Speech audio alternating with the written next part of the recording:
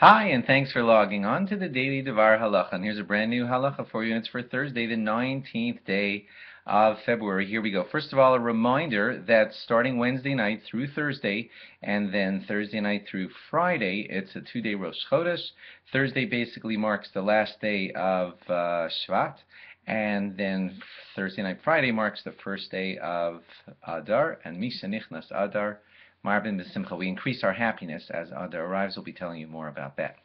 I want to give you one more law now and customs about how a gabbai gives out the aliyahs in shul, like who takes precedence. You might think, well, only the gabbai needs to know this. I don't need to listen. But the truth is, it's good for everyone to understand this because sometimes he'll turn you down for something that seemed less important than you, and there are guidelines that a gabbai follows, and I want you to know what they are. Here they are. First of all, the gabbai is supposed to, I hope this doesn't get too controversial, but the gabbai is not supposed to give an aliyah to a clear non-believer. If a person does not believe in God, then we don't want him up there blessing over the Torah in front of the congregation. If you know situations where this is violated, well, that's a whole other story, but that's what the halacha says. After that controversial, tough one, then to the more regular stuff. And some of these might surprise you, but when you have different choices of who to give an aliyah to in shul, this is the order that the halacha prescribes. It goes like this. Top of the list is a chassan if it is his afruf that Shabbos, which means it's the Shabbos right before he's getting married, and he's getting a special aliyah for that. So he trumps most other causes in the shul, and you make sure to give him an aliyah. Next, most important after that is a bar mitzvah boy. He comes second to that, but he's also way, way, way up there on the list. Next on the list of important people to give an aliyah to is a father of a newborn boy or girl, especially if the mother is in shul for her first time. If the mother can't make it to shul, which is often what happens for the few weeks after a baby's born, then we go by this. The father should still be given an aliyah, and it should coincide something like with the 40th day after the baby boy was born, or the 80th day after the baby girl was born.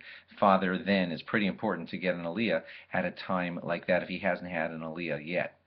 Now, we did mention a chassan that is afruf, but a chassan who has just gotten married in the past week, and now it's Shabbos in shul, then after the wedding on Shabbos, if the wedding was like Wednesday or later, so it was really close up to Shabbos, then the chassan comes in next again for a possible aliyah on that date, as being more important than some of the ones that are still coming on the list.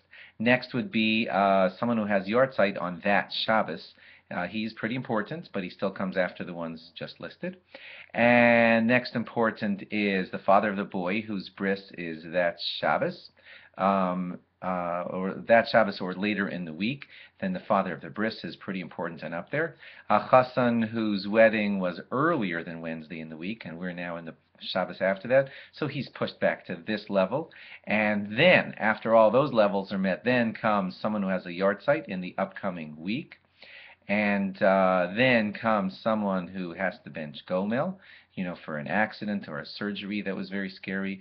Oh, then after that, we're lower on the list now, someone who's leaving on an important trip or just returned from an important trip. And then lower on the list would be a very important guest. So I hope you understand what we did here. We listed from top people who have to get an aliyah, going down the list to people who are a little less important, and that's the general order that the gabbai is following, barring other complications. But that's the way it's supposed to work in halacha. Even though some of these importances may have surprised you, it probably surprises you that a chassan that is afruf is top of the list, but that's how it is written in halacha. Thanks for logging on, and log on again tomorrow for more, and a good chodesh. Have a great month. Bye-bye.